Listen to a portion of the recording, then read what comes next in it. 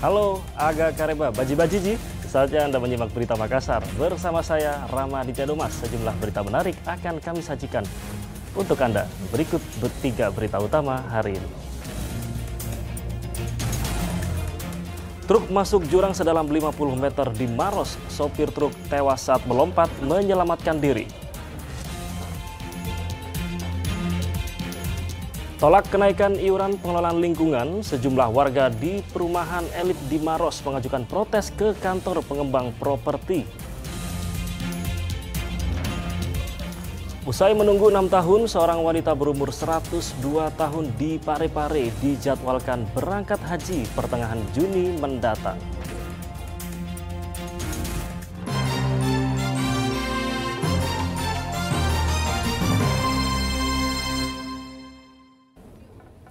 Diduga remblong, sebuah truk bermuatan puluhan kardus berisi minuman kemasan terjun ke jurang sedalam 50 meter di Jalan Poros, Kecamatan Camba, Kabupaten Maros. Akibatnya, sopir truk tewas saat mencoba melompat menyelamatkan diri sebelum terjun atau truk terjun ke jurang.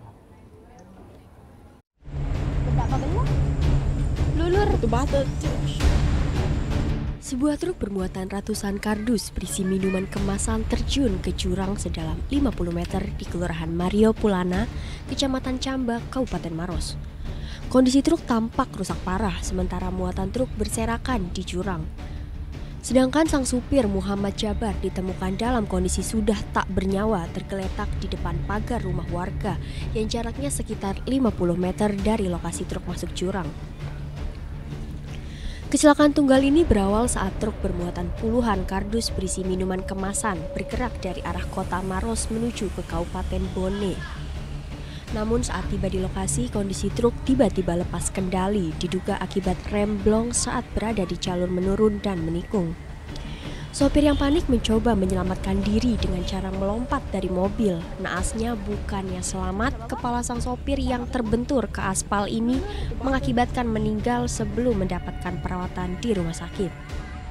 Begitu masuk di TKP, tikungan ke kanan, jadi sebelum terjadi kecelakaan out of control, jadi supir sudah merasa bahwa itu mobilnya blong, remnya blong, jadi supir melompat dari mobilnya bermaksud untuk menyelamatkan diri. Ternyata pada saat melompat terbentur aspal sehingga mobil meluncur menabrak pembatas jalan dan masuk belok ke kanan, masuk ke jurang di sekitar TKP. Jenazah korban telah dipulangkan ke rumah duka di Kabupaten Goa untuk dimakamkan. Sementara truk beserta muatannya masih berada di dalam jurang sambil menunggu alat berat untuk mengevakuasi. Laisa Habu melaporkan dari Kabupaten Maros. Seorang kurir narkoba di Kabupaten Pangkep ditangkap polisi. Dalam penangkapan itu, polisi juga menyita 8 gram sabu-sabu yang telah dikemas dalam bungkus rokok. Untuk meringkus pelaku, polisi menyamar sebagai pembeli narkoba. Pelaku ini bernama Ardi, akhirnya diringkus unit narkoba Polres Pangkep. Selain menangkap pelaku, polisi juga menyita 8 gram sabu-sabu yang telah dikemas dalam bungkus rokok, serta alat isap sabu-sabu. Pelaku Ardi merupakan kurir yang bertugas mengantarkan pesanan dari Kabupaten Masamba, Sulawesi Barat menuju ke Kabupaten Pangkep, Sulawesi Selatan. Pesanan itu atas penyamaran seorang anggota polisi yang berpura-pura memesan sabu-sabu kepada seorang bandar narkoba. Selanjutnya kami mendapat informasi dari masyarakat bahwa sering terjadi transaksi narkoba, sehingga kami memerintahkan anggota kami untuk menindaklanjuti informasi tersebut untuk lakukan penyelidikan. Sehingga salah satu anggota kami berpura-pura menjadi pemesan sabu, pembelian sabu kepada seseorang, sehingga orang yang tempat kami memesan itu mengarahkan kami untuk berkomunikasi.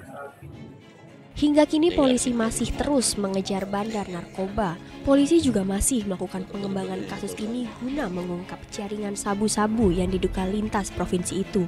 Tersangka dijerat Undang-Undang Narkotika dengan ancaman hukuman minimal 5 tahun dan maksimal 20 tahun penjara. Andi Muhammad Sardi melaporkan dari Kabupaten Pangkep. Pencurian telur di warung kelontong terjadi di kawasan perumahan Perhubungan Udara, Kecamatan Mandai, Kabupaten Maros. Modus pelaku berpura-pura sebagai pembeli, kemudian menggasak telur yang berada di dalam kios saat pemilik warung masuk ke dalam rumah. Rekaman kamera pengawas memperlihatkan dua pencuri dengan mengendarai sepeda motor. Satu pencuri masuk ke dalam warung sambil mengamati si pemilik warung yang masuk ke dalam rumah. Tak berselang lama, pelaku mencuri telur yang terpajang di warung. Menurut korban, awalnya salah satu pelaku berpura-pura ingin membeli sesuatu. Korban yang tidak curiga dengan pelaku berniat mengambil sesuatu di rumah. Pelaku memanfaatkan kesempatan itu, kemudian membawa kabur 10 rak telur. Korban mengalami kerugian sekitar Rp500.000. Akan melaporkan kejadian ini ke kepolisian. Telur, Pak. Oh, berapa rak, Bu? Sekitar 10 rak. Oh, berapa jumlah butirnya itu, Bu? 300 biji.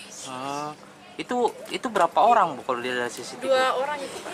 Oh, dia naik apa, Pak? Motor. Dari mana dia? Dari arah Seorang pria ditemukan tewas diduga gantung diri di pohon belakang kamar mayat Rumah Sakit Asri Ainun Habibie, Kota Parepare. Hingga saat ini polisi masih menyelidiki kepastian penyebab kematian. Polisi melakukan olah tempat kejadian perkara di lokasi penemuan pria yang tewas diduga gantung diri di pohon belakang kamar mayat Rumah Sakit Asri Ainun Habibie, Kota Parepare. Penemuan jenazah yang tergantung itu sempat menghebohkan warga setempat. Hingga saat ini polisi masih menyelidiki kepastian penyebab kematian. Dari keterangan keluarga, diduga pria yang tewas tergantung ini mengalami masalah kejiwaan. Temukan ada salah satu warga yang berada di dalam kondisi tergantung di salah satu pohon dan posisinya berada di belakang kamar jenazah daripada Rumah Sakit Dr. Asri Ainun Habibie. Nah, pada saat ini kebetulan untuk tim masih bekerja untuk betul-betul mendalami dan mengidentifikasi terkait dengan kondisi daripada jenazah korban, sehingga untuk selanjutnya saat ini juga tim dari dokter rumah sakit sendiri sedang bekerja. Apakah yang bersangkutan nantinya diidentifikasi terkait apakah itu betul-betul kematiannya disebabkan oleh gantung diri atau Diduga ada pembatalan perbaikan jalan Desa Tacorong, Kabupaten Bulumba. Puluhan warga memblokade akses menuju tempat pembuangan akhir. Akibat blokade jalan menuju TPA, sejumlah truk pengangkut sampah tertahan di pinggir jalan sehingga warga sekitar mengeluh menahan bau busuk.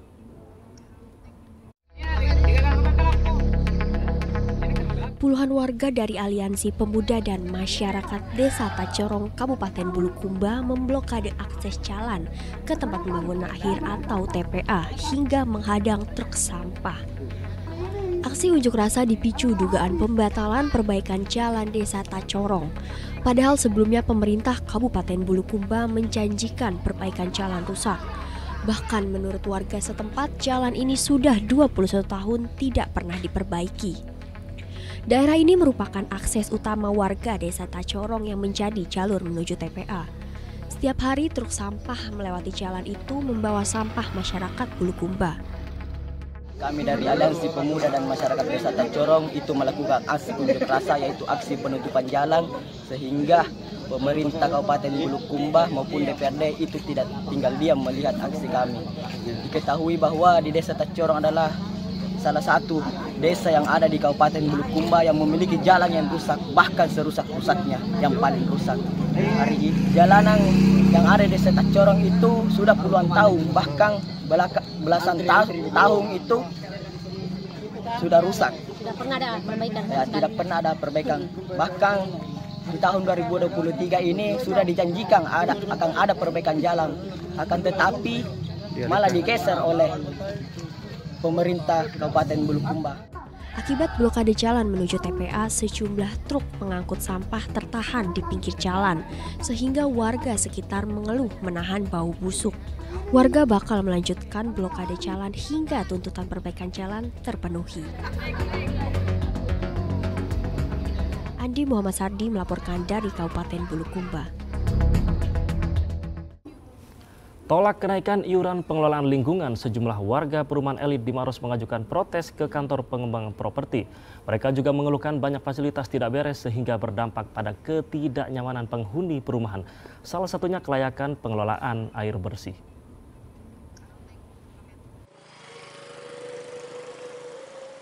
Dengan membawa spanduk, puluhan warga perumahan elit mendatangi kantor pengembang properti di Kecamatan Moncongloe, Kabupaten Maros. Mereka menolak kenaikan iuran pengelolaan lingkungan atau IPL. Naiknya tarif IPL tidak sebanding dengan pelayanan pengembang perumahan. Mereka juga mengeluhkan banyak fasilitas tidak beres sehingga berdampak pada ketidaknyamanan penghuni perumahan. Salah satunya kelayakan pengelolaan air bersih. Setiap bulannya ada banyak keluhan yang sudah dikeluhkan 3 tahun lalu. Jadi sampai hari ini itu masih menjadi PR buat mereka, termasuk kualitas air, pengangkutan sampah, terus ada banyak perbaikan jalan di dalam klaster itu mereka tidak melakukan. Sedangkan sekarang ini yang mereka lakukan adalah menaikkan tarif PPL. Itu memberatkan warga. Jadi yang hadir tadi, yang sempat hadir tadi di sini aksi adalah perwakilan warga dari beberapa klaster di Royal Centralin BTP ini untuk melakukan aksi protes dan menolak kenaikan tarif IPL. Perwakilan pengembang perumahan membenarkan bakal menaikkan tarif IPL untuk menutupi kedefisit keuangan. Terkait masalah air bersih yang dikeluhkan warga, pengembang berjanji melakukan pembenahan. Warga mengeluhkan air yang diduga tidak layak dikonsumsi karena sebagian sumbernya dari kubangan sawah di belakang perumahan. Sampai PPL itu dinaikkan kenapa Pak sebenarnya? Apa sih? Karena memang kita memang yang seperti dijelaskan tadi kan, kita defisit. Memang ada masalah memang ya? Tidak ada masalah. Masalah tidak ada, pengelolaan kita tetap jalan, semua kita kelola. Cukup sih Pak. Tapi keluhannya warga ini Pak, direspon atau bagaimana? Pasti kita akan respon. Ini kan terkait IPL, jadi memang IPL yang kita naikkan seperti itu. Terasa cukup Pak ya. Tarif IPL yang dikelola pengembang perumahan meliputi beberapa fasilitas seperti jasa keamanan, kebersihan lingkungan, pengangkutan sampah, penerangan, perbaikan jalan, serta drainase. Usai protes terhadap pengembang perumahan, sejumlah warga membubarkan diri dengan tertib. Aksi ini dikawal ketat anggota Polsek Moncongloe. Raisa Habu melaporkan dari Kabupaten Maros.